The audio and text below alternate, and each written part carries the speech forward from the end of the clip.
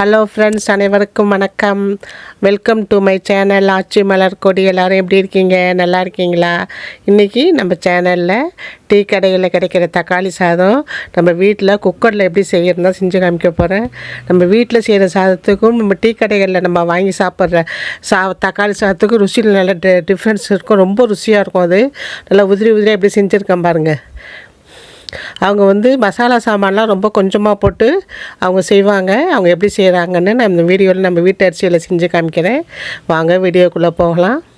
நம்ம குக்கர் வச்சுக்கிறேன். குக்கரில் எண்ணெயை ஊற்றி எண்ணெய் காஞ்சோடனே நல்லா 3 வெங்காயம், பெரிய வெங்காயம் நைஸாக கட் பண்ணியிருக்கேன், அதை போட்டுக்கலாம். இந்த தக்காளி சாதம் லஞ்சு பாக்ஸுக்குன்னே உள்ள சாதம். இது நம்ம அடிக்கடி நம்ம லேடிஸ்லாம் பிள்ளைங்களுக்கு வாரம் ஒரு தடவையாக தக்காளி சாதம் லஞ்சு பாக்ஸுக்கு கொடுத்துருவோம். அதை ஈஸியாக குறைச்ச சாமானில் செஞ்சு கொடுத்தா ரொம்ப நல்லாயிருக்கும். ஆரோக்கியம். பிள்ளைங்களுக்கு மசாலா பொருள்லாம் குறைச்சலாக போட்டு செய்வாங்க. எண்ணெயும் கம்மியாக தான் சேர்த்துப்பாங்க. இது மாதிரி செஞ்சு சாப்பிட்றது நமக்கு உடம்புக்கு ஆரோக்கியம் தான். இல்லை மசாலா நம்ம சேர்க்கப்படுறது பெருஞ்சீரகம், 2 பட்டை, 2 கிராம்பு, 1 ஏலக்காய், கல்பாசி. இல்லை கொஞ்சம் பொருள். நான் கிட்டத்தட்ட ஒரு 500 கிராம் அரிசி நான் இன்றைக்கி செய்ய போகிறேன். 1/2 கிலோ அரிசி தக்காளி சாதம். அதுக்கு இவ்வளோ தான் மசாலா. வேறு பொருளாக நம்ம சேர்க்க மாட்டோம் மசாலாவுக்கு. அதாவது கரம் மசாலாவுக்கு இது மட்டும்தான். ஜீரகம், 2 கிராம்பு, 2 துண்டு பட்டை, 2 ஏலக்காய், கல்பாசி. இதையும் போட்டு நல்லா பொரியட்டும். பொரிஞ்சோடனே வெங்காயத்தை நல்லா வதக்குவோம். எப்போதுமே இந்த கட்டு சாதத்துக்கு, அதாவது லஞ்சு பாக்ஸ் சாதத்துக்கெலாம் நம்ம செய்கிறப்ப வெங்காயம் நல்லா வறுபடணும் கண்ணாடி பதத்தில். இப்போ 2 பச்சை மிளகா குறுக்க கீறிட்டு போடுறேன். இந்த வெங்காயம் நல்லா கண்ணாடி பதமாக வறுபடுறதுக்கு கொஞ்சமாக உப்பு போட்டுக்கிறேன். இப்போ இது வதங்கட்டும். அதுக்கப்புறம் சாப்பாட்டுக்கு நம்ம உப்பு தனியாக டேஸ்ட்டு பார்த்துட்டு அந்த அளவுக்கு நம்ம போட்டுக்கலாம். இப்போ வெங்காயம் நல்லா வதங்கட்டும். இந்த சமயத்தில் இஞ்சி பூண்டு பேஸ்ட்டு 1 ஸ்பூன் தான் போடுறேன். 1/2 கிலோ அரிசிக்கு 1 ஸ்பூன் தான் போடுறேன். இந்த இஞ்சி பூண்டு பேஸ்ட் போட்டு வெங்காயத்தோடு சேர்த்து வதக்கிக்கலாம். எங்கள் அம்மா சொல்லுவாங்க, தக்காளி சாதங்கிறது கறி போடாத பிரியாணின்னு சொல்லுவாங்க. அந்தளவுக்கு கூடுமான வரைக்கும் முக்கால்வாசி பிரியாணிக்கு போடுற சாமான் தான். பட்டை, கிராம்பு, இஞ்சி பூண்டு, வெங்காயம், தக்காளியெல்லாம் பிரியாணிக்கு போடுற சாமான் தான். இப்போ தக்காளி போட்டு செய்கிறோம். இப்போ இது வெங்காயம் நல்லா கண்ணாடி பதமாக வதங்கியிருக்க பாருங்கள். இந்த பதம் தான். வெங்காயம் வதங்கிறத பொறுத்து தான் நம்ம செய்கிற சாப்பாடு ருசியும் இருக்கும். நல்லா வதங்கிட்டு இந்த சமயத்தில் ஒரு 7-8 தக்காளி பழம் நல்லா நைஸாக கட் பண்ணியிருக்கேன். இது மாதிரி நைஸாக கட் பண்ணி போட்டிங்கன்னா சீக்கிரம் குழஞ்சி வெந்துடும். தக்காளி சாதத்துக்கு தக்காளி பழம் நல்லா குலைவாக வேகணும், மசிச்சு விட்ட மாதிரி வேகணும்.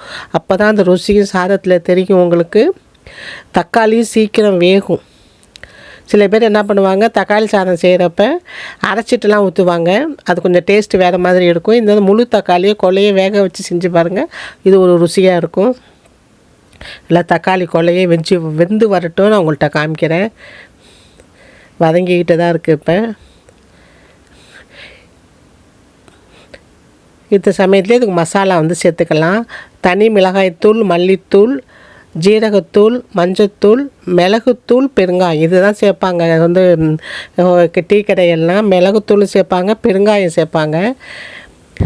இப்போ நம்ம அந்த தூள்லாம் எல்லாம் 1 ஸ்பூன் மிளகாய் பொடி, 1 ஸ்பூன் மல்லிப்பொடி, 1/2 ஸ்பூன் ஜீரகத்தூள், 1/2 ஸ்பூன் மிளகுத்தூள், கொஞ்சோண்டு பெருங்காயத்தூள், கொஞ்சம் மஞ்சத்தூள். இந்த பொடியெல்லாம் நம்ம இதில் போட்டு தக்காளியோடு சேர்ந்து நல்லா பச்சை வாசனை போகிற அளவுக்கு நல்லா குழஞ்சி வெந்து வரட்டும். இப்போ தக்காளி எப்படி குழஞ்சி போயிருக்கு பாருங்கள். இந்த அளவுக்கு அடுப்பை சிம்மில் வச்சுக்கோங்க.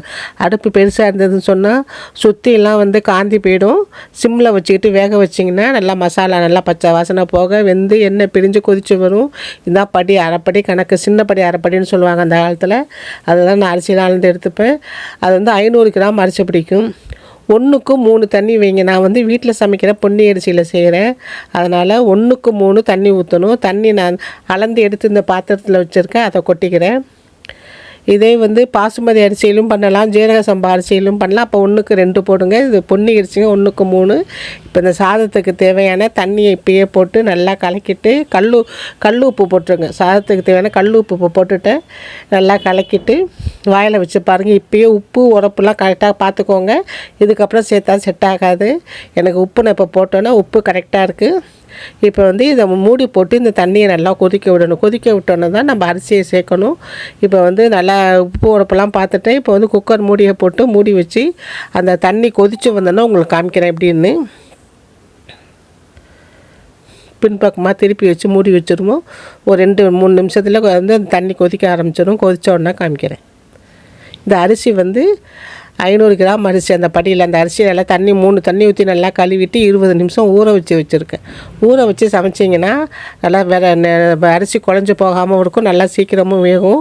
நான் ஊற வச்ச அரிசியை வச்சுருக்கேன். இப்போ வந்து நல்லா தண்ணி கொதி வந்துட்டு பாருங்கள். இப்போ இந்த நம்ம அரிசியை சேர்த்துக்கலாம். இது வந்து சாப்பாட்டு அரிசி, பொண்ணு அரிசி, ரொம்ப நல்லாயிருக்கும் தக்காளி சாதம் செய்கிறதுக்கு.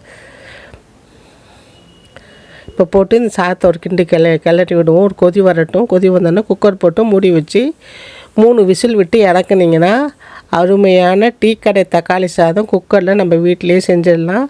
இப்போ வந்து ஒரு கொதி வருது. கொதி வந்தோடனே மூடி போட்டு 3 விசில் விடுவோம். 3 விசில் விட்டு இறக்கணும்னா அருமையான டீ கடை தக்காளி சாதம் நம்ம வீட்டிலேயே ரெடி பண்ணி இந்த ருசியை சாப்பிட்டு பாருங்கள். நல்ல வித்தியாசம். நம்ம நிறைய மசாலா போட்டு நம்ம செய்கிற தக்காளி சாதத்துக்கும் டீ கடையில் வந்து அவங்க ஜீரகத்தூள், பெருங்காயம், மிளகுத்தூள்லாம் போட்டு செய்கிற சாதத்துக்கும் வித்தியாசம் தெரியும். ருசியில் எவ்வளோ அழகாக வந்திருக்கு பாருங்கள். இன்னும் கொஞ்சம் ஆறின உடனே இன்னும் உதிரி ஆகிடும் சாதம். இதுதான் அருமையான டீ கடை தக்காளி சாதம். லஞ்சு பாக்ஸுக்குன்னே உள்ள சாதம். இதுக்கு தொட்டுக்கு வந்து நல்ல முருகலான உருளைக்கிழங்கு, வெங்காய ரைத்தா, ஊறுகாய், அப்பளம், வத்தல்லாம் வச்சு சாப்பிட்டா ரொம்ப அற்புதமாக இருக்கும். எனக்கு வந்து இந்த தக்காளி சாதத்துக்கு நான் தேங்காய் சட்னி வச்சு சாப்பிடுவேன். எனக்கு ரொம்ப பிடிக்கும். இவ்வளோ அழகாக வந்திருக்கு பாருங்கள் சாதம். சூடாக சாப்பிட ரொம்ப நல்லாயிருக்கும். லஞ்சு பாக்ஸுக்குன்னே உள்ள சாதம் தக்காளி சாதம். லஞ்சு பாக்ஸ் வச்சு கொடுத்து அனுப்பலாம், நல்லாயிருக்கும். நம்ம எங்கேயும் ட்ராவல்லாம் போகிறப்ப இந்த சாதத்தை செஞ்சு கொண்டு போகலாம். புளி சாதம் மாதிரி இதுவும் நல்லா ட்ராவலுக்கு ஏற்ற சாதம் தான் இது. இந்த டீ கடை சாதம் வீடியோ வந்து உங்களுக்கு பிடிச்சிருந்ததுன்னா என் சேனலில் சப்ஸ்கிரைப் பண்ணி, லைக் பண்ணி, ஷேர் பண்ணுங்கள். சப்ஸ்கிரைப் பண்ணும்போது பக்கத்தில் உள்ள பெல் ஐக்கானையும் கிளிக் பண்ணி ஆளுங்கிற பட்டனையும் ப்ரெஸ் பண்ணுங்கள். அப்போ தான் வந்து நான் போடுற வீடியோலாம் உங்களுக்கு உடனுக்குடன் வரும். சாதம் எவ்வளோ உதிரியாக இருக்குது பாருங்கள். நான் எந்த ஜாஸ்தி மசாலா சேர்க்காம எண்ணெய் தாளிப்பு ஊற்றின எண்ணெய் மட்டும்தான், ரொம்ப குறைஞ்ச பொருளில் அருமையான சாதம் செஞ்சுருக்கேன். குழந்தைங்களும் கொடுக்கலாம், பெரியவங்களும் சாப்பிட்லாம். ரொம்ப அற்புதமான தக்காளி சாதம் வீடியோவை பார்த்ததுக்கு ரொம்ப நன்றி. தேங்க்ஸ் ஃபார் வாட்சிங். வாழ்க வளமுடன்.